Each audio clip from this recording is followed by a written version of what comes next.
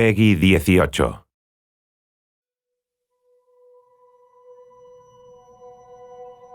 I think the one thing people underestimate about video games is that people think it's just playtime. But I always say that the one thing video games can give you that nothing else in entertainment can is that feeling of pride, right? Look what I did. And even though we want to make a game that is very big and is very long, you can play for all of those years.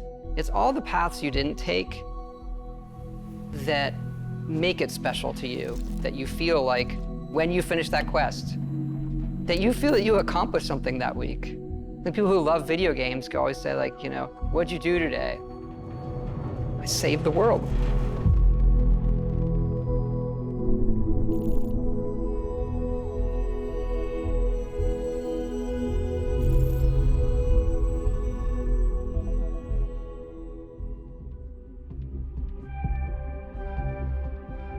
We've been incredibly lucky to work with such a tight group of people for so long. Like, we're all friends. It's like a second family in a way. We all sort of know or get what a Bethesda game is. There's definitely this core group who's been working together for decades and knows how to make a BGS game. And then there's this, new generation of game developers who are coming in and working at BGS who grew up on those games those people made. For some people, those are the games that got them to go into the industry in the first place.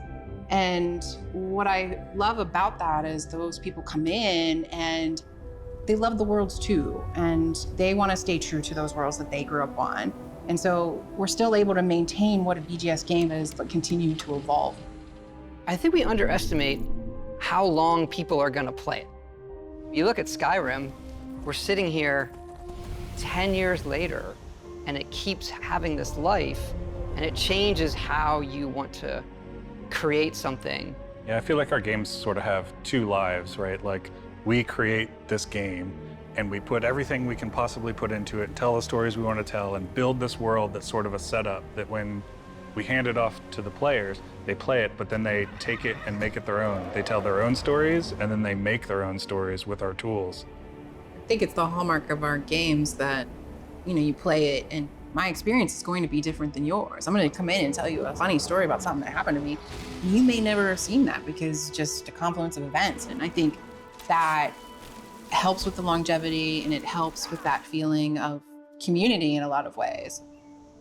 It is a world that you get transported to that you can really make your own. And that's where, for me, the magic is, to do it for 2 decades and close to that for so much of our group. There's a big trust there that we know how we solve certain things together. We were doing Morrowind and looking at what we might do after that and beyond that. And we had a list of what are the other types of worlds we want to go to. And obviously Fallout was at the top of the list, if we could do that, and that, magically, luckily came true for us. And right behind that was, science fiction. Going to space, I think there's a magic in just defying gravity and taking off from a planet. Like, it's extremely difficult human endeavor. Yeah, a lot of our games are about exploration, and that's sort of like, that's the ultimate exploration, is what's out there, what's past Earth, right? So it's incredibly exciting for us to work on something like that. I feel like every time we come to a game, we're starting fresh. We're saying, okay, we just did that one, that's over. How do we make it better in every way?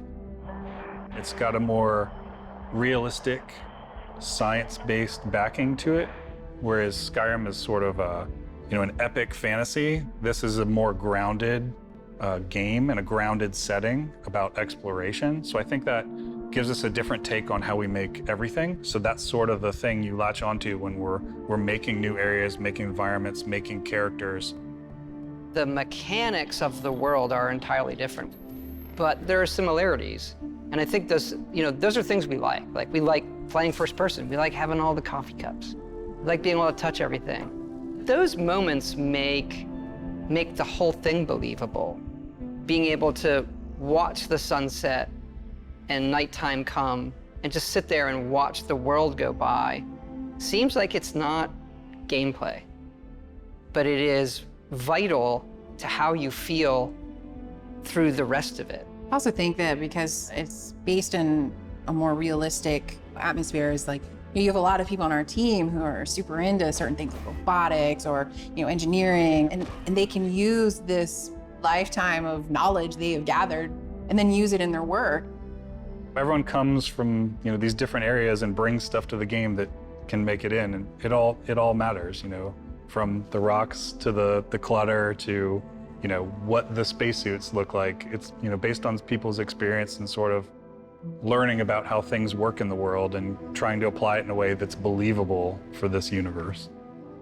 Yeah, it starts feeling so real to us. Like you're saying, we do all that stuff, but then concepting like everything they eat, or the toys the children play with, or what are their bedtime stories? What is their art? What is their history? What is their entertainment?